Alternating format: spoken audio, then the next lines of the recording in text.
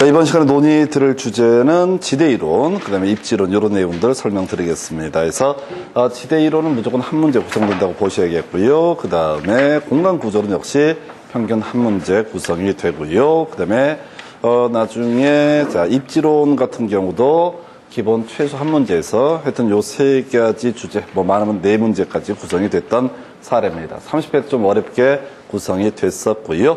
자, 공간구조 및 입지론 중에서 첫 번째 지대이론이라고 해서 이게 이제 이 파트는 수험생들의 학자 이름, 학설 이름 요거 때문에 좀 힘들다고 일반적으로 얘기를 하십니다. 해서 결국은 안 해서 그런 거예요. 결론은. 저부터 처음부터 알았겠어요? 그냥 외워버리니까 되는 겁니다. 해서 자, 이제 지대이론 해서 농경지 지대와 도시 지대로 구분하게 되는데 주된 출제 이슈는 농경지 지대라고 하는 거. 자, 일단 왜 남의 농지, 남의 토지를 빌려서 농사를 짓는 사람이 토지 소유자에게 지대라고 하는 것을 지불하느냐, 임대를 지불하느냐라고 해서 리카도라는 학자, 소위 차액지대론이라는 것을 주장을 하게 됩니다. 그 다음에 위치 튠에 이렇게 해서 위치 튠에 튠의 위치 지대설이라는 개념이 하나가 있고요. 세 번째 막스의 절대 지대설에서 외울 때 막절, 위치 튠의 막절 이렇게 말을 만들어서 외우셔야 돼. 그래서 학자 이름, 학설 이름 키워드 한 개에서 최대 두 개로 끝나게 되거든요. 그래서 다시 리카도의 차액지대설 해서 자, 리카도는 학자는 차액지대설이라는 걸 주장했다. 일단 외울 게 뭐라고요? 위치 튠이라는 사람은 위치 지대설을 주장을 했다. 그 다음에 막스는 절대 지대설, 그 다음에 이제 마준이래서 마셜은 준지대론이라는 것을 주장을 한다 해서 일단 이렇게 공식처럼 학자 이름, 학설 이름 이렇게 일단은 외우셔야 돼. 다시 리카도의 차액지대설, 뭐 리차 이렇게 외우시던가 말던가. 그 다음에 위치 튠에 해서 튠의 위치 지대설. 그 다음에 막절, 맞절 아니고 막절해서 막스의 절대 지대설. 그 다음에 마준일에서 마셜의 준지대론 이렇게 이제 가게 됩니다. 한 번 더 리차, 리카도의 차액지대설, 위치 튠에 해서 튠의 위치 지대설. 막절, 막스의 절대지대설, 그 다음에 마지막 마준일에서 마셜의 준지대론 이렇게 가게 된다고요. 해서 학자 이름, 학설 이름 이렇게 일단 외우고 들어가셔야 돼. 위차, 위치 튠에 그 다음에 막절, 마준일 이렇게 외우셔야 돼서 위차, 위치 튠에 막절, 그 다음에 마준일 이렇게 일단 외우고 시작을 해야 돼요. 그래서 다시 한 번만 더 위차, 리카도의 차액지대설, 위치 튠의 위치 지대설, 막절, 막스의 절대 지대설, 그리고 마준일 해서 마셜의 준지대론 이렇게 일단 학자 이름, 학설 이름 이렇게 외우시면 거의 다 커버가 돼요. 그래서 내용을 이제 살펴보도록 하겠습니다. 먼저 리차, 리카도의 차액지대설이라고 하는 거. 자, 이 사람은 이렇게 얘기를 합니다. 어떤 농경지를 경작을 하게 된다. 농경지를 경작한다라고 했을 때 이거 왜 지대를 지불하느냐? 차액이라고 설명을 하게 됩니다. 해서 이 사람 리카도라는 학자에 따르게 되면은 이제 런던을 중심으로 이 내용을 전개를 하게 되는데 자, 이 사람은 논리적으로 일단 농사를 짓지 않는 토지 또는 이제 이걸 전제해서 한계지, 최열등지라는 개념을 상정을 하게 됩니다. 그래서 도시 아주 외곽 지역에서는 어떻다 농사를 짓지 않는다. 그래서 이 땅을 빌렸을 때는 어떻다 아무도 빌려 쓰지 않기 때문에 바로 임대료가 발생하지 않는다. 이렇게 전제를 한다고 아무도 빌려 쓰지 않는 땅, 한계지 또는 최열등지. 그래서 왜 아무도 빌려 안 쓰냐라고 했을 때 이게 이제 혹시 지대를 지불하게 되게 되면은 지대를 지불해서 농사를 지어도 남는 게 없기 때문에 이 땅은 아무도 쓰지 않는다라고 해서 한계지, 지대가 0인 토지를 전제를 하게 됩니다. 그래서 이 사람은 왜 지대가 발생하느냐 해서 일단 논리 전제가 세 가지가 있어요. 비옥한 토지의 희소성, 비옥도의 차이, 수학 체감의 법칙이라는 개념을 만들어냅니다. 해서 수학 체감의 법칙은 일단 뭐냐면은 이런 얘기야. 이 사람은 결국 이제 농작물의 생산을 위해서는 비옥한 토지를 찾아가는 게 제일 유리하다. 그래서 비옥한 토지는 한정되어 있기 때문에 그 비옥한 토지를 가지고 있는 토지 소유자한테 지대라는 것을 지불해야지 어떻다 이용할 권리가 발생한다라고 해서 먼저 수학 체감의 법칙 이런 얘기입니다. 어떤 논이 100평이 있다 하십시다. 토지가 100평이 있다고 했을 때 이게 뭐냐면은 사람을 한 명 투입했을 때 만약 100만 원 수익이 발생한다. 그러면 다 사람을 2명 투입하게 되면 200만 원 수익이 발생하느냐? 10명을 투입하면 1000만 원 수익이 발생하느냐? 그렇지 않다. 결국은 이제 농산물의 생산량이라고 하는 것은 머릿수 갖고 해결되는 문제가 아니다. 그러면 본질적으로 뭘 찾아가야 될 거냐? 비옥한 토지를 찾아가야 된다. 근데 비옥한 토지는 한계가 희소성이 있고 깔려있는 게 아니고 두 번째 그 비옥도에 있어서 차이가 있더라. 그래서 결과적으로 비옥도가 높은 토지를 이용하려고 할수록 더 높은 비용을 지불을 하게 된다. 비옥도가 낮은 토지를 활용하는 것보다 비옥도가 높은 토지를 활용하는 게 더 많은 임대료를 지불을 해야 된다라고 하는 점에서 차감을 해서 결과적으로 지대가 발생하지 않는 토지, 이 한계지라고 하는 개념하고 비교했을 때 생산성이 만약에 이 지금 경작을 하고자 하는 토지가 100만 원의 가치가 있다. 그러면 이 사람은 어떻다? 지대를 100만 원을 지불한다. 이런 식의 논리 구조. 한계지와 지금 경작지, 자신이 경작하고 있는 토지의 생산성의 차액이라고 하는 것을 어떻다? 지주에게 지대로 지불을 하게 된다라고 이렇게 얘기를 합니다. 해서 이런 논리 구조라고요. 비옥한 토지, 자신이 지금 농사를 짓고 있는 토지하고 지대가 발생하지 않는 토지라고 하는 한계지와의 생산성의 차익만큼을 누구한테 지주에게 지불을 하게 된다. 이게 이제 그래서 이걸 이름하여 차액지대설이라고 부르게 됩니다. 그래서 리카도라는 학자는 지대가 발생하지 않는 토지하고 자신이 경작하고 있는 토지 간의 생산성의 차익만큼을 지주에게 지불한다. 이렇게 해서 차액지대설이라는 개념을 만들어내고요. 아주 오래전에 한번 출제가 됐던 것이 그러면 임차인에게 있어서 지대라고 하는 것은 결국은 차익이다라고 전제를 하면서 그러면 임대인, 토지 소유자에게서 지대는 어떤 의미를 갖게 되느냐? 경제적 잉여 또는 이제 이걸 좀 무식하게 얘기하면 불로소득이라고 얘기를 합니다. 뭔 얘기냐면 과거에 영국에서 산업혁명이 발생하기 전에는 예를 들어서 런던 중심부에서 만약에 5km에 있는 이 토지를 경작함으로써 런던 시민을 다 먹여 살릴 수가 있었다라고 전제를 하는데 산업혁명 때문에 바로 생산수단이 바뀌죠. 그러면서 소득이 증대가 되고 소득이 증대가 되니까 먹고 살만하니까 애도 더 많이 낳게 되고 그래서 이제 5km 이내에 있는 농지만 갖고는 먹여 살릴 수가 없다. 그래서 어떻게 하자? 10km 전에는 경작을 하지 않았던 토지 10km, 5km에서 10km 사이에 있는 이 토지도 이제 경작을 해야지 어떻게 할 수 있다? 런던 시민을 먹여 살릴 수가 있다. 그러면 이제 5km와 10km 사이에 있던 이 토지는 원래는 어떻다? 지대가 발생하지 않는 토지인데 사회 구조의 변화 때문에 갑자기 이제 토지 소유자 입장에서 누가 땅을 쓰겠다, 임대료 지불하겠다라고 제안을 하더라. 그래서 지주에게 있어서 지대라고 하는 것은 사회구조 변화 때문에 발생하는 불로소득 또는 경제적 잉여 이렇게 갑니다. 그래서 정리하게 되면은 임차인에게 있어서 지대라고 하는 것은 한계지와 자신이 경작하고 있는 토지 간의 생산성의 차액이라고 하는 것이 뭐가 되고 지대가 될 것이고 지주에게 있어서 지대라고 하는 것은 불로소득에 해당이 되게 된다. 이게 이제 차액지대설의 전부예요. 두 번째 이슈 위치 튀네라고 하는 튀넨의 위치지대설. 이 사람은 리카도의 차액지대설이라고 하는 것을 일면 긍정을 합니다. 그래서 기본적으로 지대가 왜 발생하느냐라고 했을 때 비옥도의 차이 때문에 지도가 발생한다. 비옥도가 낮은 토지는 지대가 발생하지 않고 비옥도가 높은 토지만 지대가 발생한다. 그런데 이 사람이 하나의 도시라고 하는 것을 전제로 해서 계산을 해보니까 비옥도가 높은 토지가 이렇게 똑같은 토지가 이만큼 A라는 토지와 B라는 토지가 존재하더라. A라는 토지는 1km 떨어져 있고 중심부에서 얘는 2km가 떨어져 있더라. 그런데 A라는 토지와 B라는 토지의 비옥도가 똑같은데 A라는 토지는 자 상대적으로 임대료가 비싸고 그 다음에 B라는 토지는 상대적으로 임대료가 싸더라. 이거 왜 그러냐라고 했을 때 결국은 이 생산지에서 시장까지 중심지까지 운송 비용 때문에 그런 것이다. 그래서 지대를 결정하는 요인이라고 하는 것은 비옥도라고 하는 건 너무나 당연한 일이고 두 번째 위치라고 하는 것, 토지의 위치라는 것도 다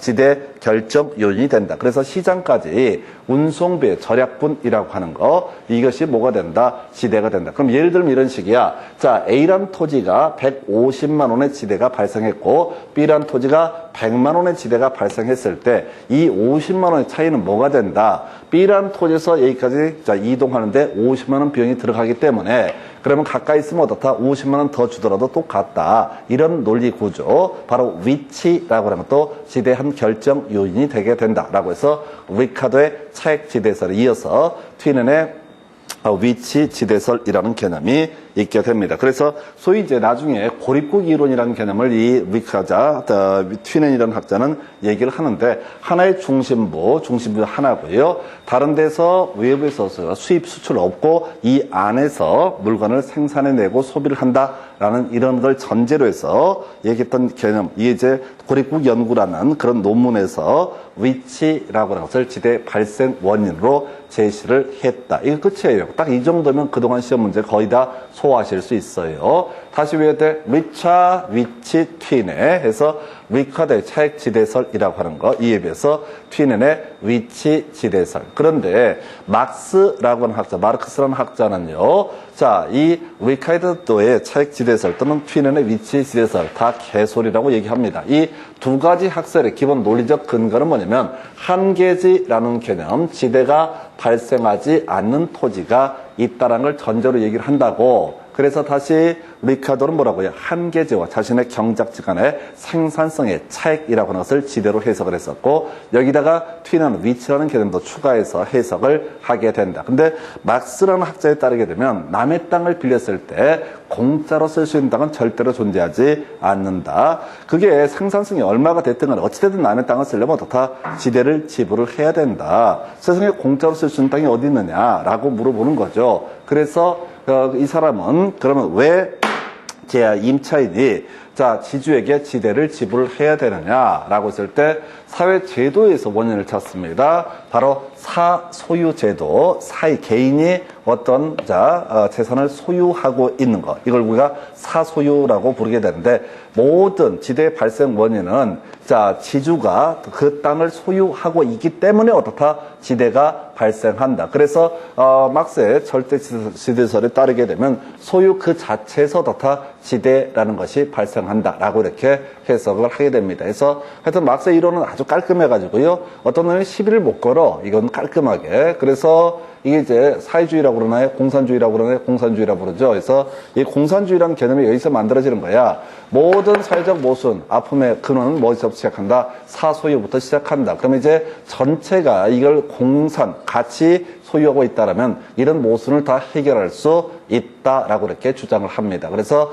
자 지금 얘는 다 끝난 거야. 막절, 소유, 끝. 막절 뜻 뭐라고요? 소유 그 자체에서 지대가 발생한다. 그래서 이 막스의 절대지대는 평가를 받기를 이름하여 한계지에서도 지대가 발생하는 원인을 규명을 했다. 이렇게 평가합니다. 해서 자 끝나버렸어요. 해서 다시 해서 리카도의 차액 지대설, 차액 또는 경제적 잉여라고 하는 거. 자, 두 번째 위치 튀넨의 위치 지대설이라고 하는 거. 위치도 지대의 발생 원인이다. 세 번째 이슈 막스는 절대 지대설에서 소유를 지대의 발생 원인으로 규명을 했다.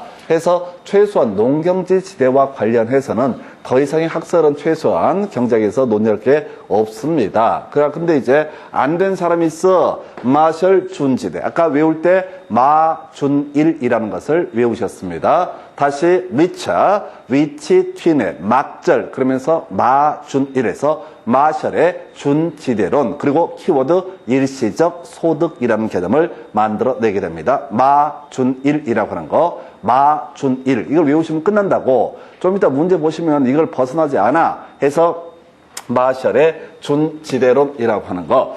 자, 마셜은, 자, 지금 앞에서 농경지는 토지를 전제로 하는 거야.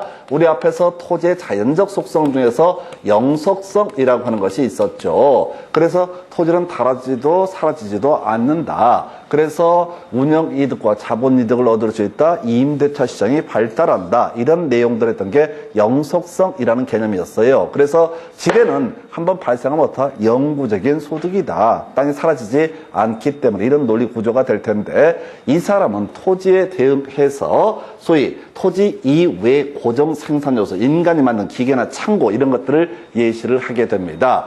인간이 만든 기계, 포크레인 이런 것들 그게 영구적이지 않거든. 때가 되면 이게 낡아서 쓸 수가 없게 될 테고 창고, 건물 같은 걸 지었을 때도 언젠가는 무너지게 돼 있거든. 영구불변의 것이 아니거든. 그래서 자, 이 사람은 선배들이 먼저 선빵을 다 쳐버렸어. 누구는 차익이라 부르고 누구는 위치라 부르고 누구는 소유라 부르고 더 이상 할 말이 없어. 그래도 대학 교수인데 할 말이 뭔가 시부해야지. 그래서 이 사람은 준지대라는 개념을 만들어서 지대는 아닌데 지대처럼 지대 준에서 받는 돈이 있다. 그게 창고나 기계 등을 이용해서 얻는 소득을 가리켜서 준지대라는 개념을 만들어내고 자 지대가 영속적인 데 비해서 영구적인 소득인 데 비해서 바로 지금 이제 준지대라는 개념은 뭐가 된다? 일시적 소득이라는 개념을 만들어내게 됩니다. 그래서 마준일 이렇게 가시면 되는 거예요. 그래서 자 나머지 이슈는 생각하면 안 돼요. 자 이것만 계속 가는 거야.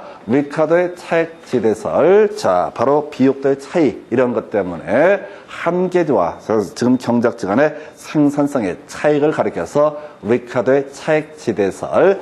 그 다음에 위치 트윈의 위치 지대설. 위치도 지대의 한 발생 원인이 되게 된다. 세 번째, 자, 지금 막스의 절대 지대설. 이것은 뭐가 된다고요? 막스의 절대 지대는 소유 그 자체에서 지대가 발생하게 된다. 이렇게 논의를 할 수 있겠고요. 마셜의 준지대론, 일시적 소득이라고 하는 거. 마셜의 준지대론, 일시적 소득. 마준일 이렇게 끝나가시면 됩니다. 그래서 끝났어요. 이걸 가지고 1년에 약 한 문제가 구성이 되게 됩니다. 그래서 여러분 교재 61페이지 가서 지문 가지고 보겠습니다. 첫 번째, 리카도라고 하는 학자 나와 있죠? 리카도, 이 사람 뭐야? 차액지대설. 자, 바로 리카도는 비옥도의 차이, 비옥한 토지량의 제한, 수확 체감의 법칙 등을 지대 발생의 원인으로 제시하였다. 보았다. 1번 맞고요.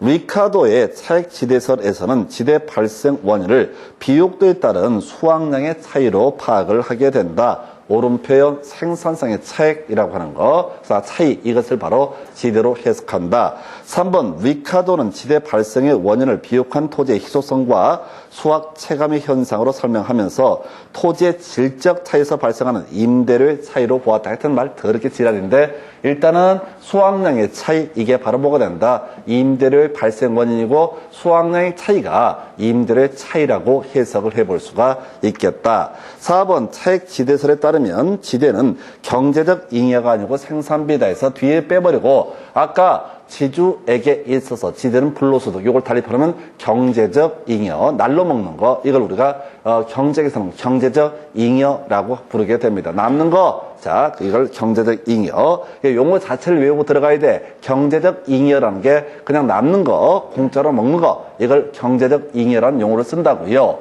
그 다음 5번 트윈에는 한계지와 한계지 생산비와 우등재 생산비 차이를 절대 지대로 보았다. 다 개소리. 일단은 트윈에는 위치 지대라는 개념을 썼죠. 그죠? 그 주어서로 끊어가면 이미 틀린 거야. 절대 지대는 뭐가 된다? 막스의 절대 지대다. 그리고 한계제 생산비, 우등재 생산비. 요거는 차익이라는 얘기인데 바로 리카도의 차액 지대설과 관련한 개념이다. 해서 틀렸다고요. 그 다음에 6번 차액 지대는 토지의 위치를 중시하고 비옥도는 무관하다. 해서 차액 지대에 따르게 되면 비옥도만 얘기를 하고 있는 것이고 위치 지대설은 차액 지대 플러스 비옥도 플러스 위치라는 것도 다 지대 결정 요인이 된다. 이런 얘기라고요. 그 다음에 7번쯤은 마르크스는 도시로부터 거리에 따라서 농작물의 재배 형태가 달라진다는 점에 착안해서 이미 틀렸어. 이것은 튀넨의 위치 지대설과 관련이 돼 있죠. 그래서 수송도의 차이가 지대의 차이를 가져온다고 보았다. 이건 튀넨의 위치 지대설. 그러니까 이 문제 보시게 되면 기본만 계속 갖고 학자 이름, 학설 이름, 그 다음에 이걸 바꿔치기 하고 있다고. 그냥 빤한 얘기야. 넘어가서 8번 지문을 보니까 절대 지대설에 따르게 되면 소유 그 자체가 지대 발생 요인이다. 맞죠? 막스의 절대 지대설에 따르면 소유가 지대 발생 원인이다. 9번 지문, 절대 지대에는 토지의 생산성과 무관하게 토지가 개인에 의해서 배타적으로 소유되는 것으로부터 발생한다. 그래서 어려우면 주어서로 끌어가면 돼. 절대 지대는 어떻다? 소유에서 발생하게 된다. 해서 오른편 이렇게 되어 있고요. 입찰지대는 이제 도시지대 이론인데 지문 2개 가지고 날려버릴 거야. 입찰지대는 토지 소유자의 노력과 희생 없이 사회 전체 노력에서 창출되는 것이다. 그래서 입찰지대 설명드리겠습니다. 말 자체가 안 돼요. 입찰지대 알론소라는 학자가 만든 개념이고요. 이 사람은 이렇게 하나의 도시가 있을 때 도심지가 하나이고 도심지에 가까울수록 지대가 높게 되고 도심지에 멀어질수록 지대가 싸더라 라는 점에 착안을 해서 이 알론소라는 사람은 토지 이용자가 지불할 수 있는 최대 금액이라고 하는 거, 이용을 하고자 하는 자가 지불할 수 있는 최대 금액을 뭐라고 한다? 입찰지대. 뭔 소리냐면 이 중심지에 있는 토지를 이용하고자 하는 사람이 갑이 있고 을이 있고, 그래서 갑이 나는 200만 원 낼게, 을은 나는 150 낼게. 그럼 누가 이용 유형을 결정한다? 갑이 이 토지의 이용 유형을 결정한다. 그래서 어떤 토지에 대해서 이용을 하고자 하는 수많은 사람이 있을 텐데 그 사람들이 그 중에서 가장 높은 금액을 제시한 사람이 이 토지를 이용할 수 있다라는 식의 개념을 뭐라고 한다? 입찰지대라고 부르게 됩니다. 그래서 입찰지대하고 그 지문은 아무런 관련이 없고요. 그 다음에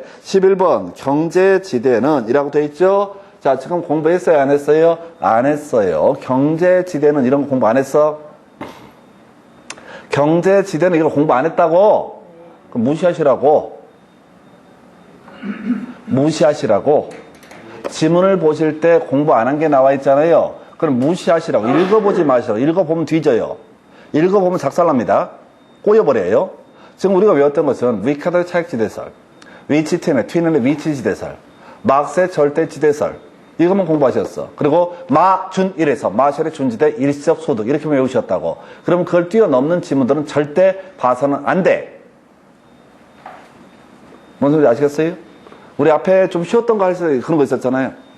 토지의 자연적 특성, 부동성, 그 다음에 개별성, 영속성, 그 다음에 부등성 외에도 뭐 인접성도 있었고 시험 지문에 이상한 말이 나온다고. 앞에 우리 부동산학 총론할 때 보셨잖아요. 예를 들어서 여러분 교재 가서 한번 확인해 보고 갑시다. 지금 이게 어떤 식이냐면은, 자, 여러분 교재를 가지고 보시게 되면은 몇 페이지에 나와 있냐면 12페이지 가서 봐봐요. 다음에 파생 현상을 발생시키는 토지 특성은 12페이지 해서 관리, 영속성이랑 관련이 돼 있어. 관리 들어가면 영속성이랑 관련이 돼 있다고. 근데 지문 중에 적재성, 인접성 이런 거 나와 있죠. 이게 뭔지 신경을 쓰면 된다고 그러지 않나? 절대 신경 쓰면 안 된다고 그랬어. 그렇게 공부를 해버리면 양이 너무 늘어나요. 개판돼 버려. 그러니까 16년간의 데이터 중에서 예를 들어서 적재성, 인접성 이런 것들이 시험에 직접 주제가 안 나온다고. 답이 아니라고. 그래서 공부를 미련하게 하는 사람들이 어떤 식이냐면 적재성을 또 찾아봐. 인접성을 찾아봐. 이게 한량이지 이게 취미생활의 공부가 아니라고. 시험 보셔야 된다고. 그러면 다시 돌아왔어요. 여러분 교재 몇 페이지? 62페이지 경제지대 나와 있죠? 그러면은 공부를 제대로 한 사람은 나 공부 안 했구나 넘어가시면 되는 거야. 무조건 시험 지문 중에 뭘 공부를 하고 들어가든 손도 못 댈 내용이 시험에 뜬다고. 뭔 소리 아시겠어요? 모르는 건 답이 아니야. 아니야. 버리셔야 된다고. 그러니까 아무리 공부를 열심히 하고 들어가도 그동안 한 번도 시험에 안 나온 지문이 1개 내지 2개가 튀어나온다고. 그러면 이제 공부를 못하는 인간들은, 떨어질 인간들은 어떻게 해야 되면 그 모르는 걸 계속 쳐 읽어봐. 그럼 뒤지는 거예요. 항상 시험 문제는 쉬워. 항상 쉽게 가셔야 된다. 그래야지 60점, 70점 안정적으로 점수가 나온다고. 근데 이런 경제지대가 뭔지 지문 한 번 나왔다고 쫓아가시게 되면 끝없이 늘어나요. 그 시간에 차라리 기본 외우시라고. 이거 몰라도 답 고르는데 지장 없었다고. 답이 아니었기 때문에. 그러니까 답이 아닌 건 어렵다 이런 얘기예요. 답이 되는 건 쉽고 쉬운 걸 잘 맞춰야 돼. 다시 갑시다. 위카드의 차액지대설, 차액 또는 경제적 잉여. 두 번째, 위치트윈의 트윈의 위치지대설이라고 하는 것은 위치도 지대의 발생 원인. 즉 도심지와 그 경작지 간의 운송배 절약권을 뭐로 본다? 지대로 해석을 한다. 막절, 막스의 절대지대설, 소유 그 자체에서 지대가 발생한다. 그 다음에 아까 알론소의 입찰 지대 이론, 외울 게 뭐라고요? 자, 토지 이용하고자 하는 사람이 지불할 수 있는 최대 지불 용이액, 최대 지불 용이액, 이걸 뭐라고 한다? 입찰 지대. 입찰이라는 게 뭐야? 가장 높은 금액 쓴 사람이 낙찰 받는 게 입찰이라고 그 얘기를 한다고. 어떤 토지 이용 요령을 결정할 때 토지 이용을 꿈꾸는 사람들이 가장 높은 금액을 제시한 사람, 그 사람이 그 토지의 이용 유형을 결정한다. 이런 식의 취지. 자, 그래서 보시죠. 그 밑에 이제 지금 보니까 지금 8년 동안 지문 8개 나왔었고요. 자, 마셜의 준지대론 보겠습니다. 두 번째 박스입니다. 교재 62페이지. 마셜은 준지대로는 한계 생산 이론을 입각해서 리카드의 지금 지대론을 재편상한 이론이다. 몰라도 돼. 자, 두 번째, 준지대, 생산을 위해서 사람이 만든 기계나 기구들로부터 얻는 소득. 그래서 키워드가 뭐가 된다? 일시적 소득. 3번, 토지에 대한 개량 공사로 인해서 추가적으로 발생하는 일시적 소득은 준지대. 키워드 뭐라고요? 일시적 소득 준지대. 토지, 축대를 쌓아 올려서 토지의 가치를 올렸다. 그러면 추가적인 소득이 발생할 수 있다. 하지만 언제가 축대를 무너뜨릴 수 있기 때문에 그것은 영구 불변의 소득이 아니라 일시적 소득이다. 그 다음에 4번 질문, 마셜은 일시적으로 토지와 유사한 성격을 가지는 생산 요소에 귀속되는 소득을 준지대로 정의하고, 자, 설명하고, 단기적으로 공급량이 일정한 생산 요소에 지급되는 소득으로 보았다. 말 뒤에가 더럽게 어렵네. 자, 이 얘기예요.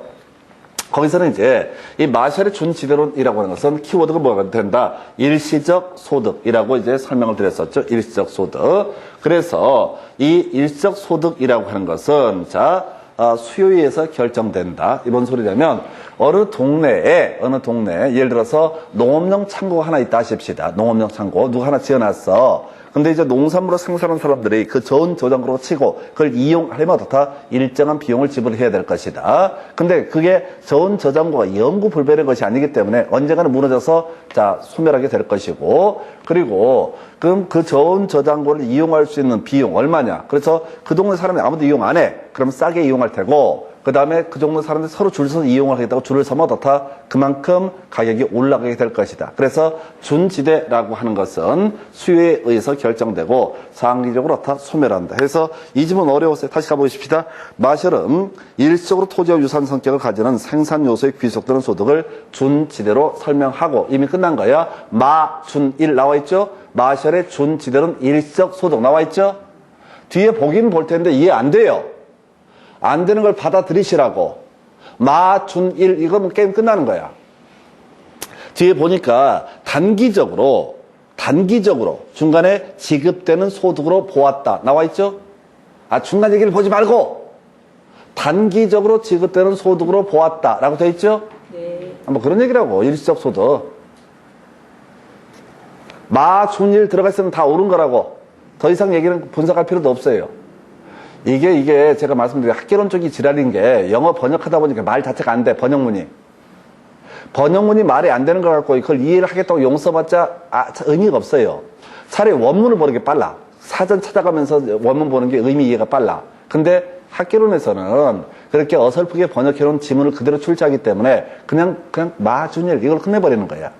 그 다음에 5번 질문, 고정 생산 요소. 이게 바로 뭐다고요? 아까 창고라든가 기계를 얘기한다고. 고정 생산 요소라는 개념이 토지를 제외한 나머지를 얘기합니다. 해서 고정 생산 요소의 공급량은 단기적으로 변동하지 않으므로 다른 조건이 동일하다라고 한다면 준지대는 수요에 의해서 결정된다. 아까 창고라는 게 하나밖에 없다고. 그러면 이 창고 이용비용이 얼마냐라고 해서 수요에 따라서 결정이 되게 된다. 오른쪽 페이지 6번 지문. 준지대는 토지 사용에 있어서 지대 성질에 준하는 잉여로 영구적 성격. 이미 틀렸죠?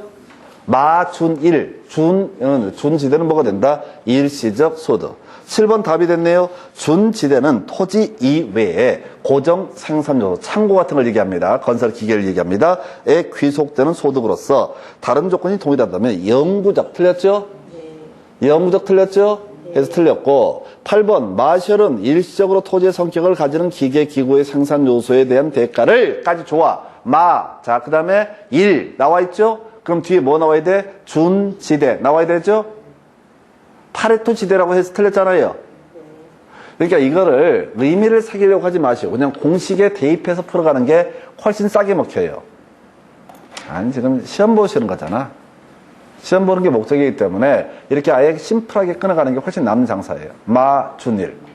그리고 지문을 보면 볼수록 영어 번역하는 거다 보니까 의미 전달이 이해가 안 되게 돼 있어. 이해가 안 되게 돼 있다고. 이해가 안 되는 걸 이해를 하려고 용 쓰면 그건 깝깝한 노릇이야. 백날 해도 이해 안 돼.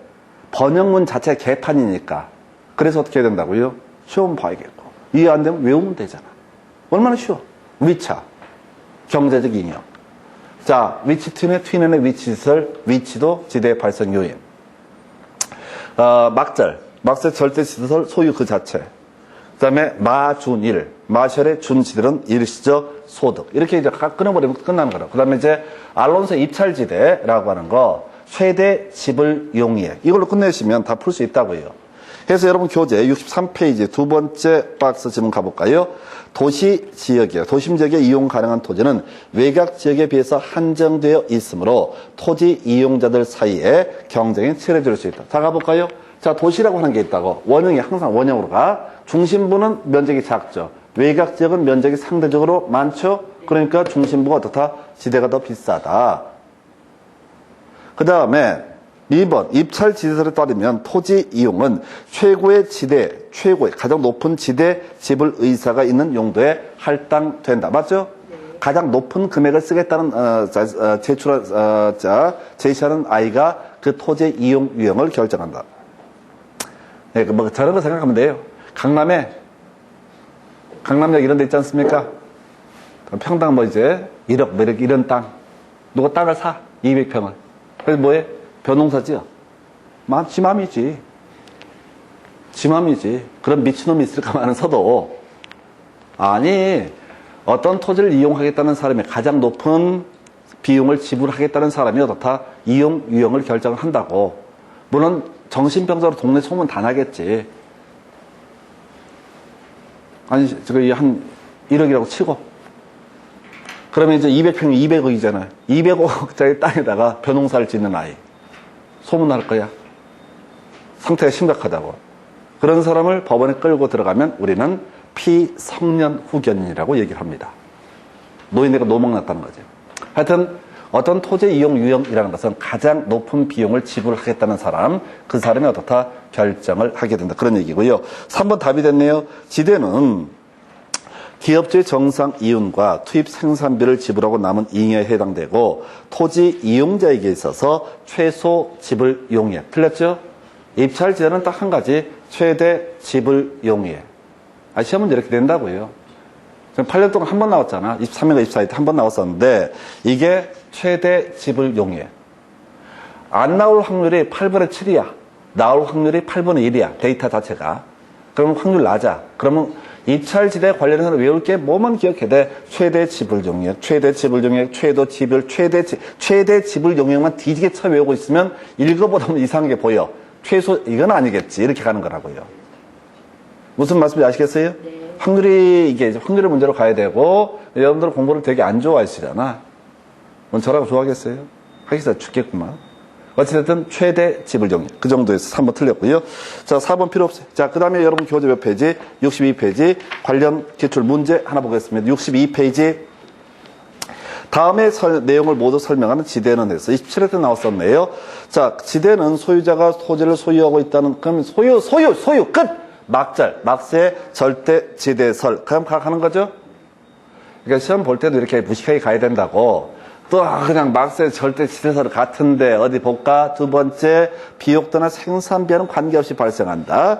토지의 사유로 인해서 발생한다면서 흐뭇해하지 마시라고. 소유 딱 뜨게 되면 막스의 절대지대설 이렇게 바로 치고 들어간 거야. 마샬의 준지대 있고 리카도의 차액지대설 뭐 등등등 나머지 지문 어렵지 않습니다. 그 정도까지. 뒤에 보면 어려운 문제 나와요. 근데 항상 문제를 어떻게 해야 돼? 쉽게 끊어가셔야 돼. 그리고 죄송하지만 이것도 양이 많아요. 나중에 보면 다른 내용, 투자론도 공부하시고 등등등 하게 되면 뒤죽박죽 돼요. 해서 이 학기론이 됐든 뭐가 됐든 간에 민법은 약간 다르긴 하지만은 수험생들이 이 중개사관에 제가 이제 이 아이템을 가지고 사업을 한번 해보겠다고 생쇼를 하는 이유 중에 하나가 뭐냐면 이 시장은 무궁무진해요. 절대로 수험생들 중에 85% 이상이 매년 떨어져.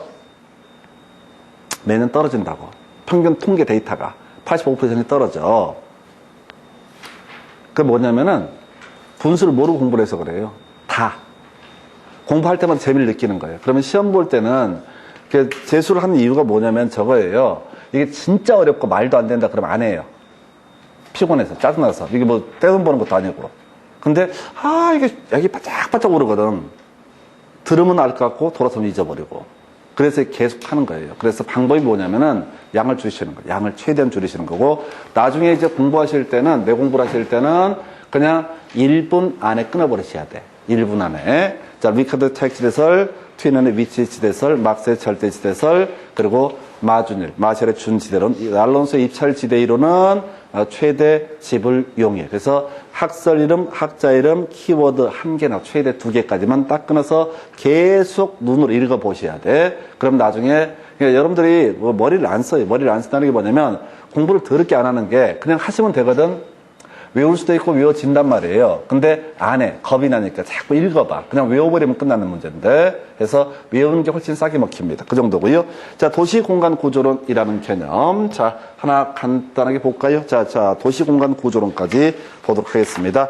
자, 이것도 이제 학자 이름, 학설 이름. 이걸로 기본 구조가 다 끝나. 자, 해서 자, 먼저 버제스라는 학자의 동심원 이론 해서 도시는 동심원 형태로 발달이 되게 된다. 1920년대 시카고 대학의 교수가 만들어낸 개념이야. 그러니까 그 사람이 봤던 시카고의 1920년대 시카고라고 하는 것은 자, 중심 업무지구라고 하는 것이 하나가 있다. 제일 중심지를 중심 업무지구는 용어로 써요. CBD라는 식의 표현을 쓰는데 그러니까 하여튼 중심 업무지구 있고 그 다음에 점이지대, 천이지대라고 하는 것이 존재하더라. 점이지대, 이게 뭔지 모르겠고 천이지대, 옮겨갈 수 있다. 이게 이제 극빈층이 거주하는 지역을 뭐라고 한다? 점이지대, 천이지대라고 부르게 된다. 그래서 중심 업무지구에서는 뭐가 있을 수 있다고요? 바로 라면 박스도 있을 테고 페이지도 있을 수 있다고 치고 그러면 진짜 극빈층 같은 경우는 페이지도 주어야 되고 또는 이제 국어를 하는 경우도 있을 수 있겠죠. 너무 멀리 떨어져 살면 어떻다고요? 갈 수가 없어. 출근하는데 국어하러 2시간 간다고 쳐봐. 가다가 배고파 죽지. 그래서 주거 환경이 아주 열악한 지역이 뭐가 된다? 점이지대, 극빈층이 거주하는 지역이다. 이게 끝났어요. 그래서 버제스라는 학자는 도시의 공간 구조. 자, 이 도시의 공간 구조를 보니까 소득을 기준으로 봤을 때 중심 업무지구는 뭐 그렇다 치고 중심지니까 가장 극빈층이 어떻다? 여기 옆에 살게 되더라. 그래서 결과적으로 도시의 공간 구조, 침입, 경쟁, 천이 등의 과정을 거쳐서 형성이 되는데 마지막 완성된 버전을 보니까 어떻게 돼 있더라? 중심 업무지구 옆에 지역을 뭐라고 한다? 점이지대라고 부르게 된다. 그래서 극빈층, 최빈민층이 거주하는 지역이 뭐가 된다? 점이지대. 그럼 다시 갑시다. 버제스 동심원 이론, 점이지대, 극빈층이 거주하는 지역, 중심 업무지구 바로 옆에 있다. 끝이에요. 버제스라는 학자는 동심원 이론. 그래서 이분이 어떤 분이 제가 지난번 말씀드린 것 같은데 작년 우리 수강생 중에 한 분이 그걸 설명해 주셨어요. 이렇게 동심원 형태인데 동심원 이론의 학자 이름이 버제스다. 그래서 이 양반은 그게 그렇게 헷갈렸대. 버제스는 왜 동심원 이론을 주장했을까? 여기서 햄버거 모양이다. 이렇게 계속 쌓아 올린다. 그래서 버제스, 버거, 버제스, 동심원. 내가 그 얘기를 싹 듣고 나서 그분은 회심의 미소를 가지고 얘기를 하더라고. 버제스, 동심은 이런 버거니까 동그라니까 이렇게 나는 속옷을 했어요. 그게 훨씬 어렵다. 그냥 차라리 나 같은 연습생이다. 버제스, 동심은,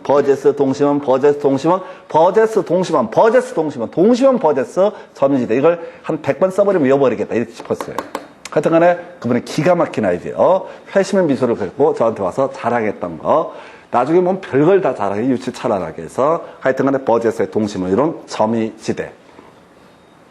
반복하셔야 된다고. 버젯의 동심원 이론 점이지대. 그래, 그래서 이거 끝났어요. 자, 그 다음에 두 번째, 호이트의 선형 이론이라고 하는 거. 호이트의 호이트라는 학자의 선이라는 것은 교통망, 와인을 얘기합니다. 고속도로 이런 걸 얘기한다고요. 그래서 이 사람에 따르면 도시라고 하는 것은 교통망에 따라서 다 발달되게 된다. 그래서 교통망의 중심축에는 고소득층이 거주하고 교통망의 반대편은 다 저소득층이 입지하게 되더라. 교통이 좋은 쪽에 고소득층이 입지한다. 그래서 호이트의 선형 이론, 교통망 끝났어요.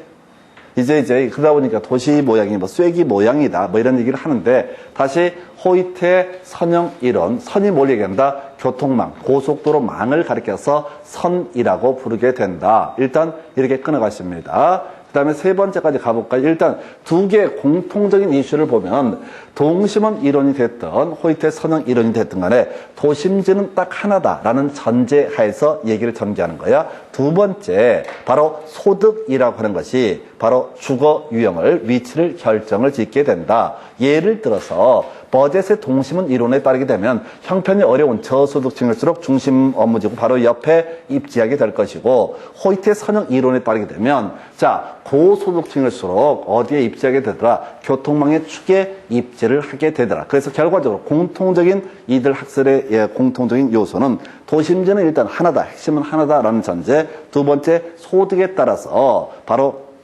거주 위치가 결정이 되게 되더라라고 하는 거. 이게 호이트의 선형 이론과 버젯의 동심원 이론의 공통점 또는 이제 특징이라고 볼 수가 있습니다. 자, 해리스, 울만, 학자 이름 2명, 학설자 다 핵심 이론. 자, 그래서 이 사람에 따르게 되면 이렇게 가는 거죠. 뭔 개소리야. 도심은 여러 개야. 도심지는 여러 개 핵심으로 구성이 돼 있어. 라고 주장을 합니다. 다 핵심이 많다라고 하는 거. 그래서 핵심의 요소에는 뭐가 있냐라고 했을 때 우리 공법할 때 공부하시는 거죠. 주상공이라고 하는 개념을 만들어냅니다. 주거지역이 핵심지가 따로 있는 것이고 상업적인 핵심지는 또 따로 있는 것이고 공업의 핵심지도 따로 존재하게 된다라고 하는 것. 그래서 자, 일단은 해리스 울만이라는 학자는 버젯의 동심원 이론이라든가 지금 이제 호이트의 선형 이론에 대응해서 도시의 핵심은 여러 개다라고 하는 데서 출발을 하게 될 것이고, 그리고 그 핵심의 유형에는 주상공이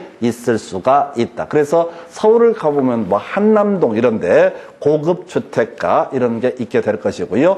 그 다음에 지금은 많이 이제 퇴퇴됐는데 옛날에 성수동 인근 지역이 공단이 많이 밀집되어 있고 구로 이 지역이 공단이 밀집된 지역. 그 다음에 상업지역은 남대문, 동대문 이런 데가 상업 밀집 지역 이런 식으로. 그래서 요즘엔 저런 거 있잖아요. 자, 유형이 좀 바뀌는 게 홍대 요즘에 많이 테스트했다고 하는데, 자, 문화 이래서 유흥업이라고 얘기해야 되나 카페라고 얘기해야 되나 이런 것들이 홍대를 인근으로 발달을 하게 될 것이고 등등등 해서 지역마다 어떻다 여러 개의 핵심이 발생할 수 있다. 특히 도시가 발달하면 할수록 어떻다 핵심은 다양하게 형성이 되게 된다. 서울 같은 예를 들어서 을지로 이런 데 가보면 출판, 인쇄 이런 것들이 발달하고 지금 이제 파주 쪽으로 출판 인쇄가 옮겨가게 되고 이런 식으로 핵심이 점점 세분화되고 개수도 점점 더 많아지게 된다.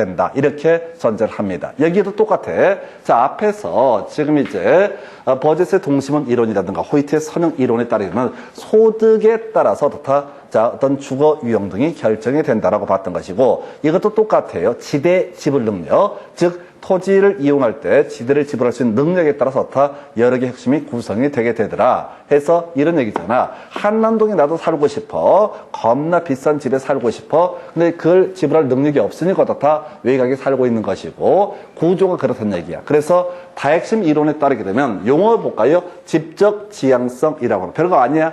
자, 서로 뭉치려고 하는 성질. 이걸 뭐라고 한다? 집적 지향성. 그래서 각 재벌회사 회장님들이 주로 형편되는 사람들이 같이 뭉치려고 한다. 이게 집적 지향성이라고 하는 거. 그럼 거꾸로 이걸 얘기하면 비양립성이라는 개념이 나오게 되는데, 비양립성이라는 것은 수준 차이 다르면 어떻다? 같이 섞여 살기 어렵다라고 하는 거. 해서 집적 지향성이라고 해서 서로 편익을 주는 활동, 비슷한 활동은 어떻다? 또 지불 능력이 비슷하기 때문에 특정적에 모여서 입지하려고 한다. 이게 이제 공업지 이런 게 특징이 되는 거죠. 서로 관련 산업이 서로 뭉쳐야지 어떻다? 서로 이익이 된다. 그러다 보니까 뭐 출판이면 출판끼리 다 뭉치는 그런 경향이 보이게 되더라. 그 다음에 이제 이해관계가 상반되는 서로 다른 활동은 서로 떨어져서 입지한다. 그래서 결론, 주상공의 고급 주택이라고 하는 거, 공업이라고 하는 거, 상업이 소매 이런 표현을 쓰게 된다. 그래서 다핵심의 핵심 요소에는 주상공이 있다. 근데 시험 지문을 구성을 할 때는 고급 주택, 주거지역이 되겠죠. 그 다음에 소매라는 게 상업을 의미할 테고, 그 다음에 공업 이런 것들이 핵심 요소가 될 테고, 도시가 성장함에 따라서 핵심 수는 증가되고 특화될 수 있다. 서울을 보면 그게 큰 도시다 보니까 핵심들이 정말 다양한 여러 가지 카페 거리가 따로 있고 등등등 이렇게 발달을 하게 되죠. 그래서 이 정도가 도시 공간 구조론 1년에 약 한 문제 구성이 되는 그런 이슈예요. 자, 이제 문제 가지고 한번 지문 가지고 설명드리겠습니다. 64페이지 가서 볼까요? 다시 답부터 외우고 들어가야 돼. 버제스 동심원 이론이라는 거, 점이지대. 버제스 동심원 이론 뭐가 된다? 점이지대. 버제스의 동심원 이론 뭐가 된다? 점이지대. 호이트의 선형 이론 교통망이라고 하는 거. 그리고 해리스 울만의 다 핵심 이론은 다양한 핵심, 그 요소에는 주상공 등이 있을 수가 있다. 이렇게 한 문장 정도로 만들어서 자꾸 공부할 때 읽어 좀 보지 말고 읽어보면 당한다니까요. 이해는 돼도 암기를 안 해. 근데 이해가 되면 외웠다고 착각을 한다고. 자기를 기망한 행위야. 저희가 강의하고 이런 것들 자체도 경우에 따라서는 썩 좋은 게 아니야. 몇 개 딱 기본 가지고 계속 혼자서 외우는 게 제일 자기 실력에 쌓아가는 그런 거예요. 그래서 이거는 하여튼 제 생각은 그래요. 이게 공부하는 방법, 저도 이제 해본 방법이 한 가지밖에 없어요. 뭐 인강을 보고 말고 다 개소리야. 결국 내가 외워야 돼. 근데 이제 인강이나 이런 학원 수업이라는 게 제가 이걸 먹고 살려고 하긴 하는데 단점이 있다고. 단점이 뭐냐면은 자꾸 의존해. 기대. 나 혼자 하기 싫으니까. 외우기 싫으니까 자꾸 수업을 들으려고 그래. 웃기고들 있네지. 기본은 자기가 외우는 거예요. 수업을 듣는다고 외워지지 않아. 물론 이제 저는 수업을 외울 수 있게 수업을 하죠. 같은 얘기를 수백 번 얘기를 해갖고 들어서 외우겠다. 아니 그러니까 제가 이제 꿈꾸는 건 그걸 꿈꾸는 거예요. 수업을 들어서만 합격을 할 수 있게. 하도 공부를 안 하니까. 오늘 수업한 거 솔직히 내용으로 따지면 별거 없어요. 학사 이름으로 설명드리면 20분이면 끝날 얘기를 지금 2시간째 계속 버제스의 동심원 이론, 그다음 점이지대. 미친놈 같아, 나중에 보면은. 전 제 강의를 안 봐요. 정신병자 같거든. 한 얘기 또 하고, 한 얘기 또 하고. 근데 놀라운 건 그 얘기를 조금씩 바꿔 산다는 거지. 자, 그래서 가십시다. 64페이지. 동심원 이론은 도시의 공간 구조를 도시 생태학적 관점에서 접근했다. 살아가는 모양새, 생태라고 하는 거. 그런 거 있잖아요. 생태계. 생태계가 뭐야?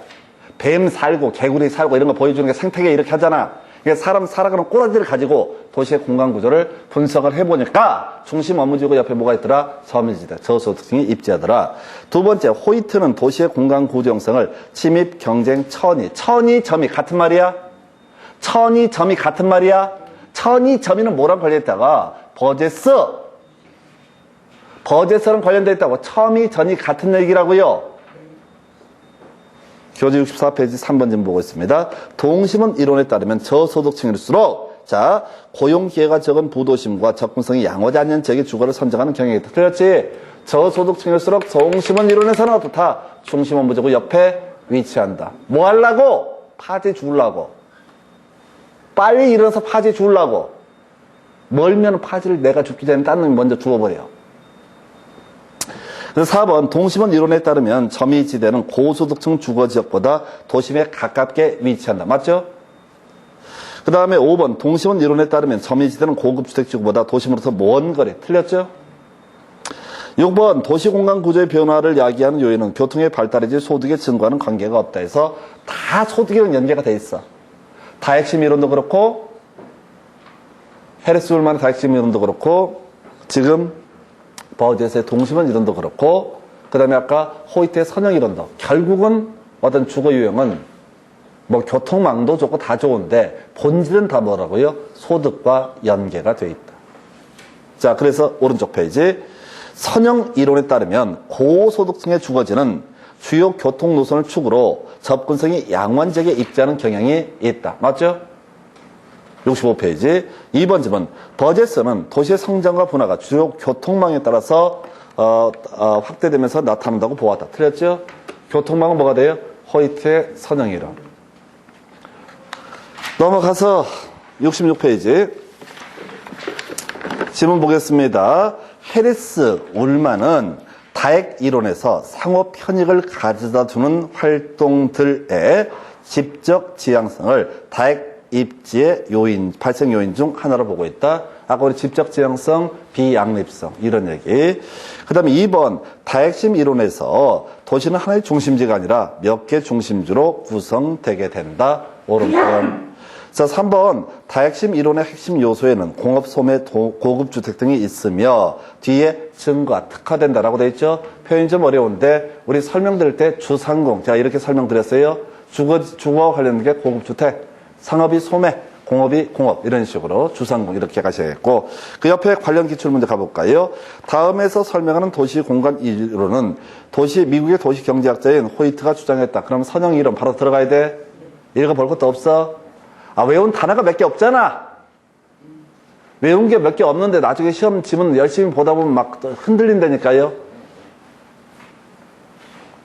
공부를 할 때부터 야매로 했으면 시험 볼 때도 야매로 가야 된다고. 그게 훈련이 되셔야 돼. 이때 좀 실력이 쌓이지 점수가 나오잖아요. 그럼 살을 붙여. 그럼 뚱뚱해져. 그럼 어떻게 돼? 보기 안 좋아. 최대한 슬림하게 가셔야 돼. 문제가 어렵게 나오면 어떻게 해요? 많은 거지 그냥.